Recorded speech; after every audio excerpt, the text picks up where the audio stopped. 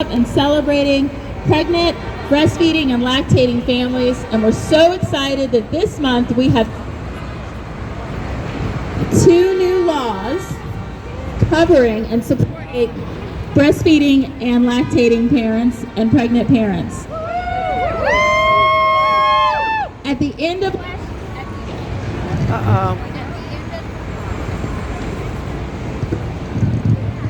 At the end of last year, President Biden signed into law the Pump for Nursing Mothers Act and the Pregnant Workers Fairness Act.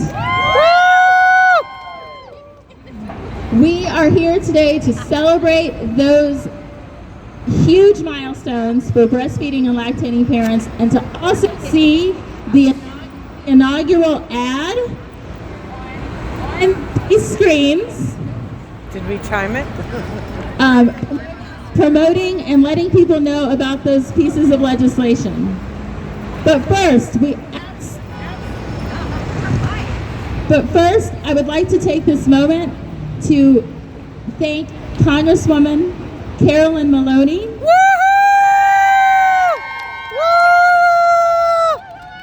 for her tireless leadership to get both of these pieces of legislation passed. We are so grateful, Representative Maloney, and would love if you could say a few words. Thank you.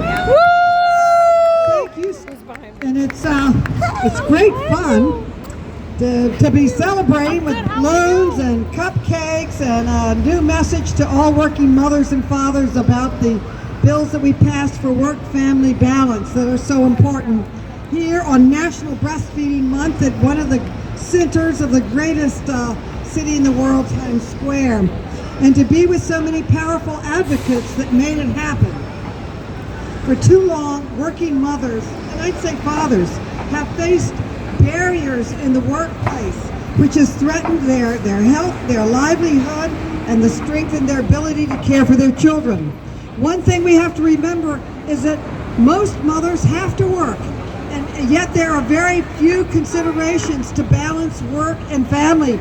And I want to thank the Work-Family Balance Organization for all of their advocacy along with everyone else. Yay, better balance! Better balance! Let's say it! Better balance!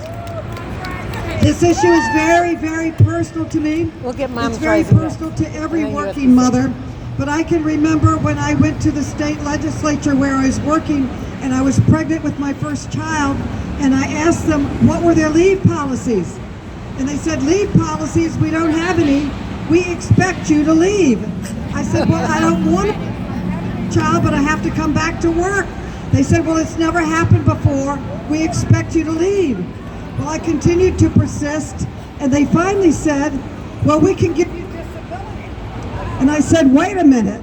Pregnancy is not a disability. It's one of life's greatest experiences. I don't want disability. It's outrageous. We should have paid family leave. So when I went to Congress, the first bill I worked on was the Family and Leave Act, so you wouldn't get fired. But then we finally passed, I authored it for paid leave for federal employees, but we need it for every working family. It was a goal of my life that other families did not face the same type of discrimination and disrespect and lack of understanding of what being a mother is, and that they would not confront what I did. So I authored many breastfeeding bills. One was the Break Time for Nursing Mothers bill. It passed in 2010. And it provided real protection for the first breastfeeding. And the law needed expanding, and we needed to make it stronger. So working with this great coalition, we did it.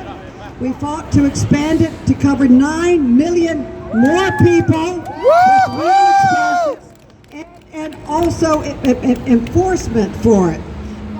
The Pump Act did, and it passed late last year in flying colors, overwhelming support in both the House and the Senate. And I was so proud to advocate and be an original sponsor of the Pregnant Workers Fairness Act. 10 years ago, this powerful coalition fought for reality. No one does anything alone. It takes a village. a better balance, this powerful coalition of breastfeeding coalition, the ACLU, let's hear it for the ACLU, fighting for our rights, the Center for Work-Life Law, we need law, the National WIC Association, Moms Rising, tirelessly to pass these two bills, but we're not changing laws. What we're trying to do is change the culture of the workforce here in America. And today we celebrate, but tomorrow we go back to work because we need paid leave. How many mothers have lost their jobs because they were with a sick child? We need paid leave for the birth of a child for all employees. We need paid leave, not just for federal, but all employees. And we need flex time to take into consideration. And we need the Equal Rights Amendment. If we had the Equal Rights Amendment, we could enforce laws that protect women from discrimination. And all of these anti-pregnancy laws are discriminatory, basically. And I won't give up until we have equal rights firmly in the Constitution, and women and everyone. I want to thank all of the advocates and who we